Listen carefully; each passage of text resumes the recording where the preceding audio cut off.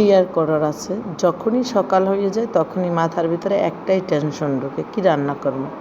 তাই তো বাজার থেকে কলমি শাক আনিয়ে রাখছিলাম। কলমি শাকটা দেখতে তরতাজাই ছিল, কিন্তু ফ্রিজে রাখছি তো রাত্রের বেলা কুইটে কাইটে রাখি নেই, সকালবেলা কাইটে কুইটে নিয়ে নিলাম, কারণ রান্নাবান্না কইরে ধুয়ে আবার কলেজে যেতে হয়।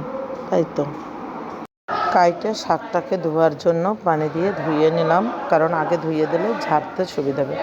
এই যে তাজা চিংড়ি মাছ, একদম বাজার থেকে আনা তরতাজা। মাছটাকে কোটার জন্য নিয়ে নিলাম, কোটা হয়ে গেল, পেঁয়াজ টাজ কেটে নিয়ে গেলাম একবারে। গিয়ে একবারে আমি আমার চুলার ভিতরে তেল দিয়ে রাখছিলাম, তার ভিতরে দিয়ে একবারে পেঁয়াজ চিংড়ি মাছ একসাথে দিয়ে দিলাম, একটু রসুন কুচি দিয়ে ভেজে নিলাম। দেওয়ার পরে একটু হলুদের গুঁড়ো দিয়ে দিলাম, সামান্য একটু হলুদের গুঁড়ো দিয়ে সুন্দর করে নেড়ে ছেড়ে নিলাম।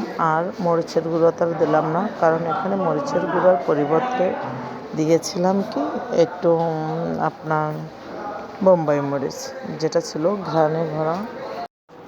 যাই হোক, চিংড়ি মাছটা ভালো করে ভেজে নিয়ে শাকটাকে দিয়ে একটু মিশিয়ে নেব, না হলে নিচ থেকে চিংড়ি মাছ লেগে যাবে।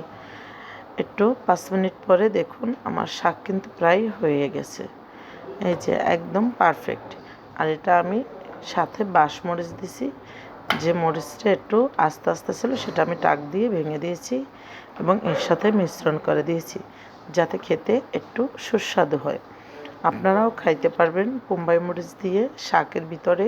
যে কোনো শাকের ভিতরে যদি মানে ঘ্রাণ আসে এরকমই বোম্বাই মরিচ দেওয়া হয়, তাহলে কিন্তু খাইতে খুবই দারুণ লাগে।